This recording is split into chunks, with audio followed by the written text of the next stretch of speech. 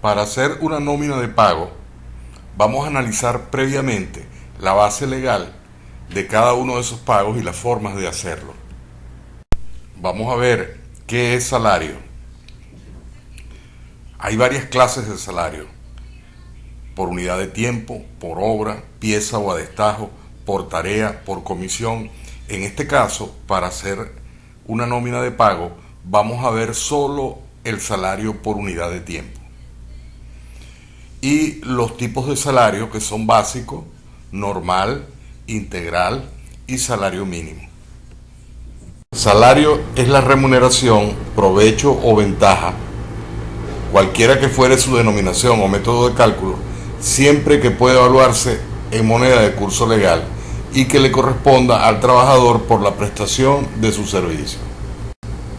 El salario comprende comisiones, primas, utilidades, sobresueldo, bono vacacional, pago por días feriados, horas extras, bono nocturno y vivienda. Los subsidios que el patrón otorga al trabajador para que obtenga bienes y servicios para él y su familia tienen carácter salarial. Este es el salario en sentido amplio.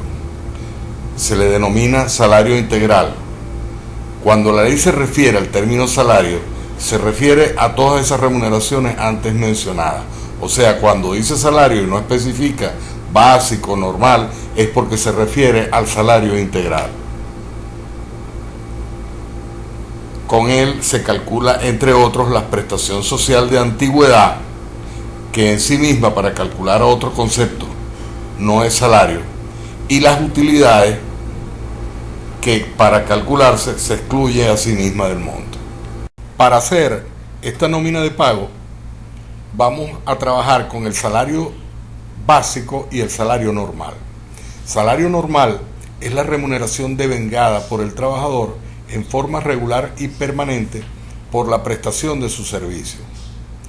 Quedan excluidas las percepciones que son de carácter accidental, las derivadas de las prestaciones sociales y las que no tienen carácter salarial. Para la estimación del salario normal, ninguno de los conceptos que lo conforman producirá efectos sobre sí mismo. Eso lo vamos a ver con detalle y más claro en el ejemplo de nómina. De contribuciones e impuestos. Cuando el patrono o el trabajador estén obligados a cancelar una contribución, tasa o impuesto, se calculará considerando el salario normal correspondiente al mes inmediatamente anterior a aquel en que se causó. Clases de salario. En este ejemplo de nómina trabajaremos con el salario por unidad de tiempo. Se entenderá que el salario ha sido estipulado por unidad de tiempo cuando se toma en cuenta el trabajo que se realiza en un determinado lapso, sin usar como medida el resultado del mismo. Salario mensual y por jornada. Cuando estamos elaborando una nómina, usualmente tenemos que llevar el salario mensual al pago diario que correspondería y al pago por hora. Cuando el salario sea estipulado por mes, el salario diario es la 30ª parte de la remuneración mensual, sea el mes de 31 días o sea de 28 días. Siempre se va a dividir entre 30 para llegar al salario diario. Quiere decir que el salario diario siempre es el mismo, independientemente de los días que tenga el mes. El salario por hora es el resultado de dividir el salario diario por el número de horas de la jornada diurna, nocturna o mixta, según sea el caso. Quiere decir que cuando vamos a llevar el salario a hora y la jornada es diurna, lo vamos a dividir entre 8. Si es nocturna, lo dividimos el salario diario entre 7. Y si es mixta, vamos a dividir el salario diario entre 7 horas y media. Como dije en la lámina anterior, para calcular el salario diario se divide el salario mensual entre 30, independientemente de los días que tenga el mes. Y para calcular el salario de una hora se divide el salario diario entre las horas de la jornada. Si es diurna, entre 8 horas, si es nocturna, entre 7 horas, y si es mixta, entre 7 horas y media. Límites de la jornada de trabajo. La jornada de trabajo no excederá de 5 días a la semana y el trabajador tendrá derecho a 2 días de descanso continuos y remunerados. Eso está en el establecido en el artículo 173 de la ley, y más adelante veremos que pueden haber excepciones a esa condición. La jornada diurna es la comprendida entre las 5 de la mañana y las 7 de la noche. No puede exceder de 8 horas diarias y de 40 horas semanales. La jornada nocturna es la comprendida entre las 7 de la noche y las 5 de la mañana. No puede exceder de 7 horas diarias ni de 35 horas semanales. Jornada de trabajo mixta. Comprende periodos en tiempo diurno y en tiempo nocturno. La jornada mixta no se excederá de 7 horas y media diarias ni de 37 horas y media semanal. Un ejemplo es si trabaja de 3 de la tarde a 11 de la noche, en esa jornada tiene 4 horas diurnas y 4 horas nocturnas, por lo cual se considera una jornada de trabajo mixta. Observamos en este caso que tiene media hora adicional porque está trabajando 8 horas, y eso se permite cuando se trabaja en jornadas que son continuas y tiene que completar 8 horas para poder completar el cambio de guardia. El tiempo nocturno, si supera 4 horas, se considerará toda la jornada y todas las horas trabajadas como nocturnas. Hay excepciones a la jornada de trabajo establecidas en el reglamento de la Ley Orgánica del Trabajo. Entre ellas el artículo 7, que establece que cuando el trabajo sea continuo y se efectúe por turnos, su duración podrá exceder de los límites diarios y semanales, siempre que el total de horas trabajadas por cada trabajador en un periodo de 8 semanas no exceda en promedio el límite de 40 horas semanales. Trabajo continuo por turnos. Artículos 7 y 8 del reglamento de la Ley Orgánica del Trabajo establece algunas excepciones en la jornada para este tipo de trabajo.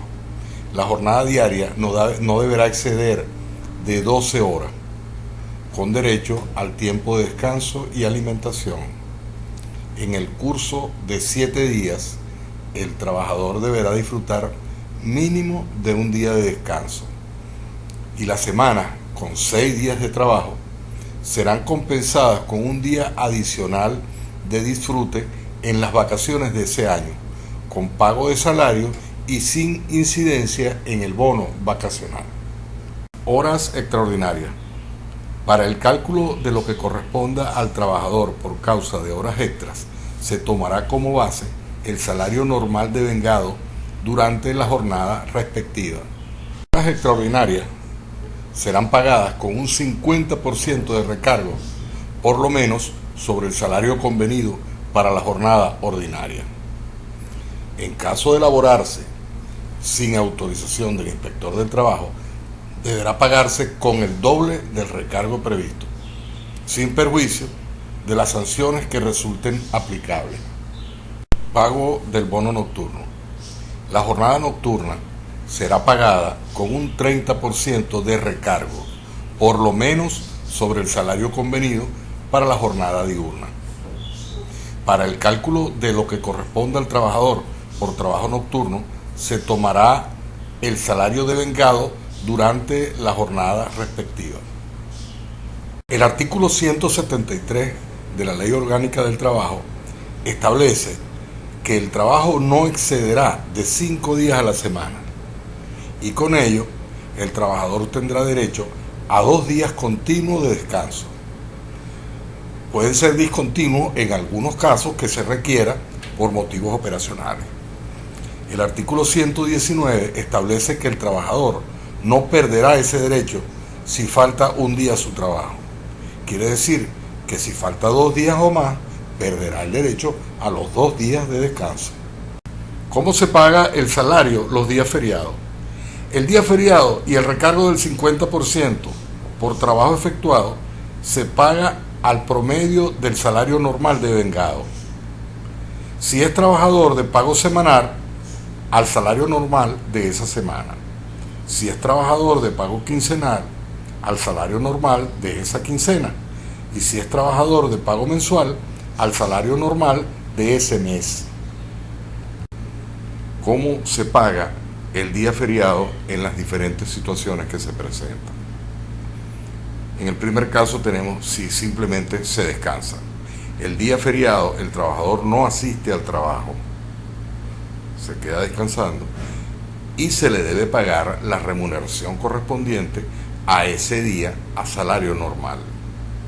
Después tenemos el caso, si el día feriado el trabajador lo trabaja, entonces debe pagársele un día porque debía descansarlo, un día por el trabajo realizado y medio día más de recargo por trabajo en feriado. Total, 2 días y medio.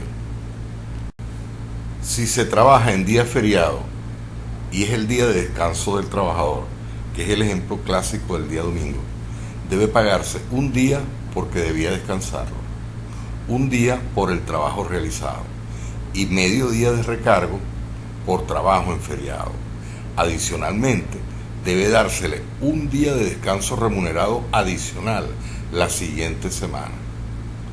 Total, el trabajador cobraría 2 días y medio más un día de descanso remunerado que debería ser la siguiente semana.